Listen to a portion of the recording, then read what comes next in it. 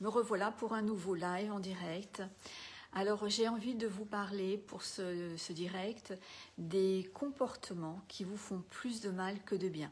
Bien souvent c'est involontaire, c'est inconscient, c'est utile de les mettre à jour.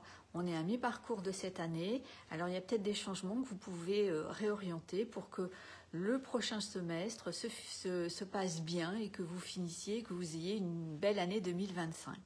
Donc je vais vous soumettre différents comportements qu'on peut plus ou moins tous avoir et qui vraiment vont plutôt être préjudiciables pour vous, pour votre santé physique et puis pour votre équilibre émotionnel.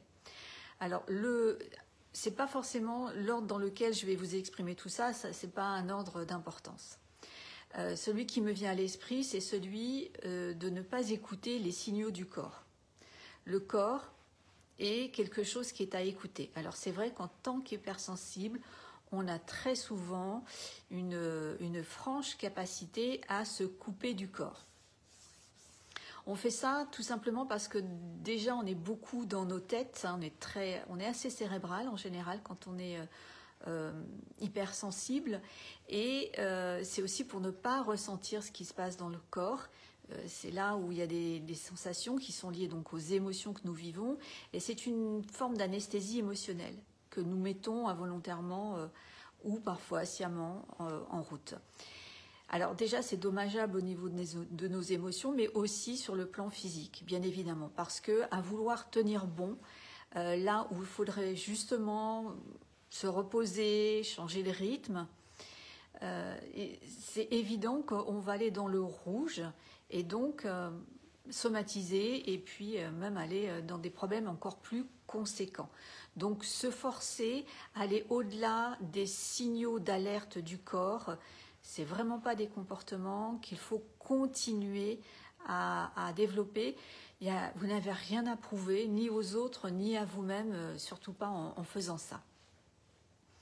Il y a un autre, alors là aussi j'ai pris des notes, il y a un autre comportement, effectivement, c'est celui de dire oui, alors que on aurait préféré dire non. Très souvent, c'est en lien avec des peurs, la peur de déranger, la peur de blesser, la peur de décevoir, la peur de ne pas paraître assez disponible. Et ça aussi sont des comportements qui vont amener beaucoup de frustration, de déception de soi, déception après dans la relation. Parce qu'à force de dire oui là où on aurait préféré dire non, ça ne fait pas de nous des personnes qui dans le moment, en contact, je sais pas, dans le service auquel on a dit oui, puis finalement on n'avait pas une franche disponibilité, ça ne nous rend pas avec une vraie disponibilité et on n'est pas totalement présent dans le geste ou dans le service qu'on peut donner. Donc ça peut à terme être dommageable pour nos relations. Donc c'est des comportements qu'il faut très rapidement arrêter. Alors si c'est en lien avec une peur de décevoir, une peur de blesser, et que c'est vraiment, vous sentez quelque chose de disproportionné, c'est quasi, vous ne pouvez pas vous en empêcher de le faire. Il faut comprendre là que c'est vraiment le mode de survie qui a conservé une mémoire traumatique dans une situation et c'est resté bloqué dans son circuit. Donc là, moi, vraiment, je propose la méthode NERTI parce qu'en une ou deux séances, on peut libérer la peur de décevoir, la peur de blesser, peu importe, mais on peut la libérer. Donc ça, c'est un bon point. Et ça évitera de nourrir toujours ce comportement de ne pas savoir dire non.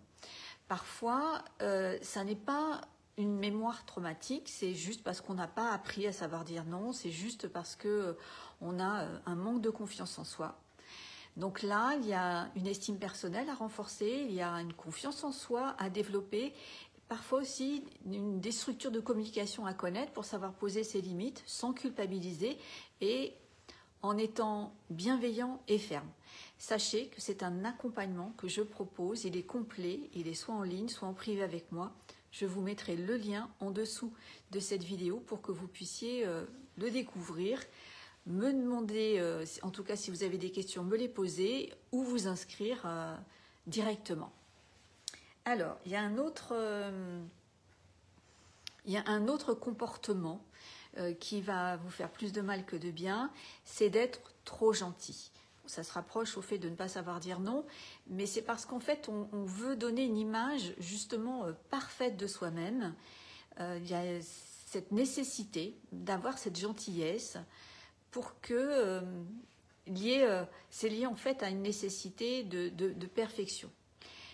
La valeur, notre valeur, dans ce cas-là, est associée à une performance. Et en l'occurrence, ça peut paraître un peu bizarre, mais le fait d'être très gentil devient en fait en quelque sorte une performance à atteindre. Et c'est en lien avec un perfectionnisme. Et ce perfectionnisme, il faut le savoir, c'est un mécanisme de protection. C'est en lien là aussi avec des peurs, donc la peur d'être critiqué, la peur d'être jugé. Et là aussi, on peut très bien aller sur une séance, une ou deux séances NERTI, ou un renforcement de la confiance en soi.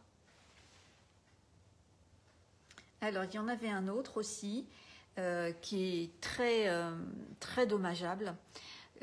Alors, si celui que je vais vous évoquer, vous le faites de temps en temps, tout va bien. Mais par contre, si votre vie est vraiment organisée autour de l'évitement, ça aussi, c'est un comportement qui va vous faire plus de mal que de bien. Parce que éviter, quelle que soit d'ailleurs la situation, à un moment donné, va vraiment limiter votre vie. Vous allez vous sentir avec un espèce de plafond au-dessus de la tête ou une vie complètement rétrécie par toutes les stratégies d'évitement que vous mettez en place. Donc là aussi, ça va accumuler son lot de frustration, de déception, et donc ça vous amène à vivre des émotions qui sont refoulées et qui un jour d'ailleurs peuvent exploser. Donc ça, la stratégie d'évitement, elle donne, je le concède, du soulagement sur du court terme, ça c'est vrai, mais sur du moyen et du long terme, ça nous amène vraiment à vivre des désagréments. Et si vous êtes dans la nécessité d'avoir des stratégies d'évitement, c'est que vous avez des peurs. Vous voulez éviter des situations, des personnes, parce que vous avez des peurs dans ces situations-là. Et là, c'est votre corps qui vous incite à éviter, à fuir la situation ou la personne. Alors, si c'est une personne effectivement qui est dangereuse sur le plan physique, tout va bien, évitez cette personne. Maintenant, si cette personne n'est pas spécialement... alors, si elle n'est pas du tout dangereuse et qu'elle n'est pas toxique ou c'est pas quelqu'un qui a un fond méchant, il n'y a aucune raison de l'éviter. Ça indique que là, vous avez une peur qui est disproportionnée par rapport à la personne, à la situation.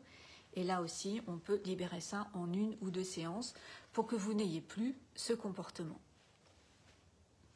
Voilà, je crois que j'ai fait le tour de ça. Il y a aussi, oui, les émotions refoulées. C'est dans le même registre de tout ce que je vous ai, de tout ce dont je vous ai parlé. Donc c'est le fait de pousser son corps trop loin, de ne pas savoir poser des limites, d'être trop gentil, de chercher à être parfait, d'être dans l'évitement. Je pense que je n'ai pas oublié tout ce que j'ai voulu évoquer avec vous en termes de comportements qui vont vous faire plus de mal que de bien. À vous d'identifier si vous êtes concerné par un ou plusieurs de ces fonctionnements, de ces comportements, pour qu'ils ne se reproduisent pas dans les 6 mois et demi qui vont arriver, voilà, et qui vont vous permettre, en tout cas si vous les éradiquez, eh bien de terminer et de faire une année en beauté. C'est tout ce que je vous souhaite en tout cas. De nouveau, si vous aimez cette vidéo, eh bien likez-la, comme ça va lui permettre d'être vue par le maximum de personnes. Si vous la regardez en replay, vous pouvez mettre #replay.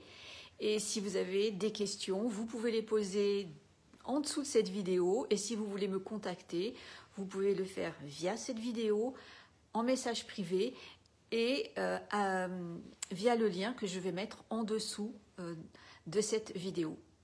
Bonne fin de journée à vous.